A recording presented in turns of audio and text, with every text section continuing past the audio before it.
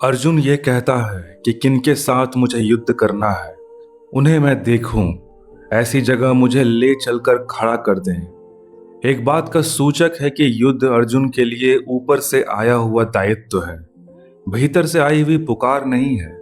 ऊपर से आई हुई मजबूरी है, भीतर से आई हुई वृत्ति नहीं है। युद्ध एक विवशता है, मजबूरी है।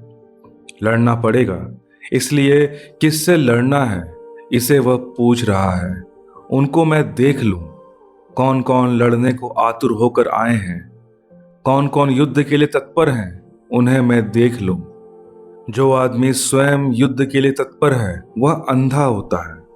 वह दुश्मन को देखता नहीं, वह दुश्मन को प्रोजेक्ट करता है। वह दुश्मन को देखना नहीं चाहता। उससे तो जो दिखाई पड़ता है वह दुश्मन होता है।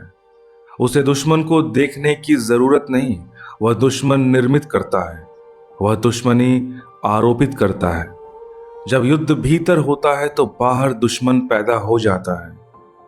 जब भीतर युद्ध नहीं होता तब जांच पड़ताल करनी पड़ती है कि कौन लड़ने को आतुर है, कौन लड़ने को उत्सुक है। तो अर्जुन कहता है कि मुझे ऐसी जगह, ऐसी परिप्रेक्ष्य के बिंदु पर खड़ा कर दें जहां से मैं उन्हें देख लूं, जो लड़ने के लिए आतुर यहां इकट्ठे हो गए हैं। दूसरी बात, जिससे लड़ना है उसे ठीक से पहचान लेना युद्ध का पहला नियम है। जिससे भी लड़ना हो उसे ठीक से पहचान लेना युद्ध का पहला नियम है। समस्त युद्धों का, कैसे भी युद्ध हो, जीवन के भीतरी या बाहरी, शत्रु की पहचान युद्ध का पहला नियम है। और युद्ध में केवल वे ही जीत सकते हैं जो शत्रु को ठीक से पहचानते हैं। इसलिए आमतौर से जो युद्ध पिपासु हैं वह नहीं जीत पाता, क्योंकि युद्ध पिपासा के धुएं में इतना घिरा होता है कि शत्रु को पहचानना मुश्किल हो जाता है। लड़ने की आतुरता इतनी होती है कि किससे लड़ रहा है उसे पहचानना मुश्किल हो जाता है। और जिससे हम लड़ रहे हैं उसे ना पहचानते हो तो हार पहले से ही निश्चित है। इसलिए युद्ध के क्षण में जितनी शांति चाहिए विजय के लिए, उतनी शांति किसी और क्षण में नहीं चाहिए। युद्ध के क्षण में जितना साक्षी का भाव चाहिए विजय के लिए, उतना किसी और क्षण में नहीं चाहिए। यह अर्जुन यह कह रहा है कि अब मैं साक्षी होकर देख लूं कि कौन कौन लड़ने को है, उनका निरीक्षण कर लूं, उनको ऑब्जर्व कर लूं। यह थोड़ा विचारणीय है। जब आप क्रोध में होते हैं तब ऑब्जर्वेशन कम से कम रह जाता है। जब आप क्रोध में होते हैं तब निरीक्षण की क्षमता बिल्कुल खो जाती है। और जब क्रोध में होते हैं तब सर्वाधिक निरीक्षण की जरूरत होती है। लेकिन बड़े मजे की बात है, अगर निरीक्षण हो तो क्रोध नहीं होता, और अगर क्रोध हो तो निरीक्षण नहीं होता।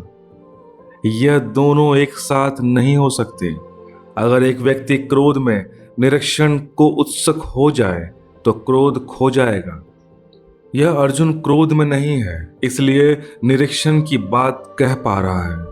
यह क्रोध की बात नहीं है। जैसे युद्ध बाहर बाहर है, छू नहीं सकता, साक्षी होकर देख लेना चाहता है कौन कौन लड़ने को आए हैं, कौन कौन आतुर है। यह निरीक्षण की बात कीमती है। और जब भी कोई व्यक्ति किसी भी युद्ध में जाए, चाहे बाहर के शत्रुओं से और चाहे भीतर के शत्रुओं से, तो निरीक्षण पहला सूत्र है, राइट ऑब्जर्वेशन पहला सूत्र है। अगर भीतर के शत्रुओं से भी लड़ना हो तो राइट ऑब्जर्वेशन पहला सूत्र है। ठीक से पहले देख लेना किससे लड़ना है।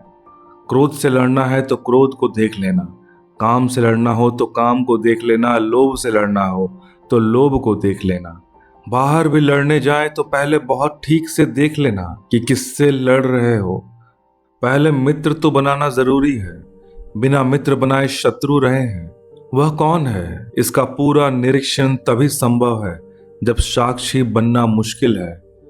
विचारहीन चित्त मित्रता भी बनाता है तो शत्रुता होने की क्षमता हो, अन्यथा संभव नहीं है। इसलिए गीता अब शुरू होने के करीब आ रही है। उसका रंगमंच तैयार हो गया है। लेकिन इस सूत्र को देखकर लगता है कि अगर आगे की गीता का पता भी ना हो तो आदमी निरीक्षण को समझता है, वह इतने सूत्र पर भी कह सकता है कि अर्जुन को लड़ना मुश्किल पड़ेगा। वह आदमी लड़ नहीं सकेगा। इसको लड़ने में कठिनाई आने वाली ही है, क्योंकि जो आदमी निरीक्षण को उत्सुक है वह आदमी लड़ने में मुश्किल पाएगा। वह जब देखेगा तो लड़ ना पाएगा। लड़ने के लिए आंखें बंद होनी चाहिए, लड़ने के लिए जूझ आना चाहिए, निरीक्षण की सुविधा नहीं होनी चाहिए। गीता न भी पता हो आगे तो जो आदमी निरीक्षण के तत्व को समझेगा वह इसी सूत्र पर कह सकेगा कि वह आदमी भरोसे का नहीं है। यह आदमी युद्ध में काम नहीं पड़ेगा।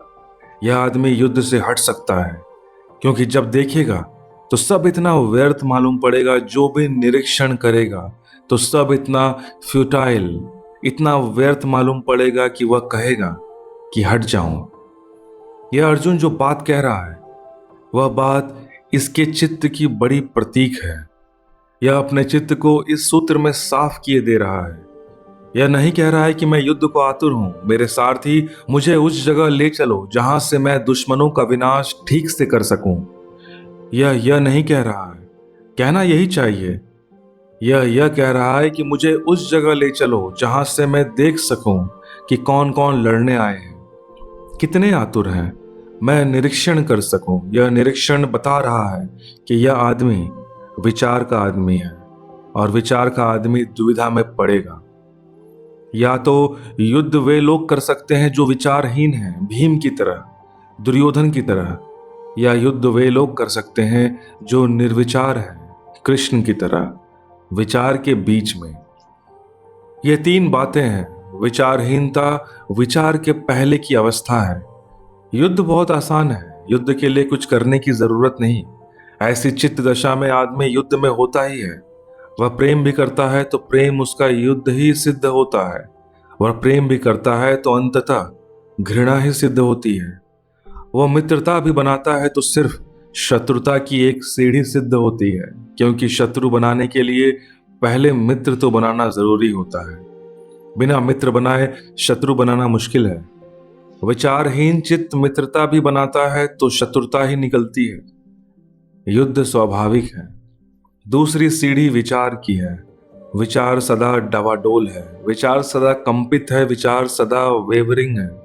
दूसरी सीढ़ी पर अर्जुन है। वह कहता है निरीक्षण कर लूं, देख लूं, समझ लूं, फिर युद्ध में उतरूं। कभी कोई दुनिया में देख समझकर युद्ध में उतरा है? देख समझकर तो युद्ध से भागा जा सकता है, देख समझकर युद्ध में उतरा नहीं जा सकता। और तीसरी सीढ़ी पर कृष्ण है। वह निर्विचार की स्थिति में है। वहां भी विचार नहीं है, लेकिन वह विचारहीनता नहीं है। थॉटलेसनेस और नो थॉट, विचारहीनता और निर्विचार एक से मालूम पड़ते हैं, लेकिन उनमें बुनियादी फर्क है। निर्विचार वह है जो विचार की व्यर्थता को जानकर ट्रांसेंड कर गया, पार चला गया। विचार सब चीजों की व्यर्थता बतलाता है, जीवन की भी, प्रेम की भी, परिवार की भी, धन की भी, संसार की भी, युद्ध की भी। विचार सब चीजों की व्यर्थता बताता है। लेकिन अगर कोई विचार करता ही चला जाए तो अंत में विचार की भी व्यर्थता बताता है, और तब आदमी निर्विचार हो जाता है। फिर निर्विचार में सब ठीक वैसा ही हो जाता है संभव जैसा विचारहीन को संभव था, लेकिन क्वालिटी, गुण बिल्कुल बदल जाता है। एक छोटा बच्चा जैसे होता है जब कोई संतत्व को उपलब्ध होता है, बुढ़ापे तक, तब वह फिर छोटे बच्चे जैसा हो जाता है। लेकिन छोटे बच्चे और संतत्व में ऊपरी की समानता होती है। संत की आंखें भी छोटे बच्चे की तरह भोली हो जाती हैं, लेकिन छोटे बच्चे में अभी सब दबा पड़ा है, अभी सब निकलेगा। इसलिए छोटा बच्चा तो एक वॉल्केनो है, एक ज्वालामुखी है, अभी फूटा नहीं है, बस इतना ही है। उसकी निर्दोषता, उसकी इनोसेंस ऊपर ऊपर है, भीतर तो सब तैयार है, बीज बन रहे हैं, फूट रहे हैं। अभी काम आएगा, क्रोध आएगा, शत्रुता आएगी, सब आएगा। अभी सबकी तैयारी चल रही है। छोटा बच्चा तो सिर्फ टाइम बम है, अभी समय लगेगा और फूट पड़ेगा।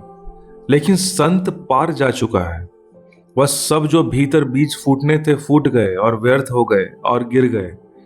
अब कुछ भी भीतर शेष नहीं बचा। अब आंखें फिर सरल हो गई हैं, अब फिर सब निर्दोष हो गया है। इसलिए जीसस ने कहा है, किसी ने पूछा जीसस से कि कौन तुम्हारे स्वर्ग के राज्य का अधिकारी होगा, तो जीसस ने कहा कि वे जो बच्चों की भांति है। जीसस ने नहीं कहा कि जो बच्चे हैं, क्योंकि बच्चे नहीं प्रवेश कर सकते। जो बच्चों की भांति है अर्थात जो बच्चे नहीं हैं। एक बात तो पक्की हो गई, जो बच्चे नहीं हैं लेकिन बच्चों की भांति हैं। बच्चे प्रवेश करें तब तो कोई कठिनाई ही नहीं है, सभी प्रवेश कर जाएंगे। नहीं, बच्चे प्रवेश नहीं करेंगे, लेकिन जो बच्चों की भांति हैं, जो पार हो गए हैं। इसलिए अज्ञानी और परम ज्ञानी में बड़ी समानता है। अज्ञानी जैसे ही सरल हो जाता है परम ज्ञानी, लेकिन अज्ञानी की सरलता के भीतर जटिलता पूरी छिपी रहती है, कभी भी प्रकट होती रहती है। परम ज्ञानी की सब जटिलता खो गई होती है। जो विचारहीन है उसमें विचार की शक्ति पड़ी रहती है, वह विचार कर सकता है, करेगा। जो निर्विचार है वह विचार के अतिक्रमण में हो गया है, वह ध्यान में पहुंच गया है, समाधि में पहुंच गया। जो कठिनाई पूरी गीता में उपस्थित होगी, यह जो पूरा भीतर का अंतर्द्वंद उपस्थित होगा। अर्जुन दो तरह से युद्ध में जा सकता है, या तो वह विचारहीन हो जाए, नीचे उतर आए, वहां खड़ा हो जाए जहां दुर्योधन और भीम खड़े हैं, तो युद्ध में जा सकता है। और या फिर वह वहां पहुंच जाए जहां कृष्ण खड़े हैं, निर्विचार हो जाए, तो युद्ध में जा सकता है। अगर अर्जुन अर्जुन ही रहे, मध्य में रहे, विचार में ही रहे, तो वह जंगल जा सकता है, युद्ध में नहीं जा सकता। वह पलायन करेगा, वह भागेगा। धन्यवाद।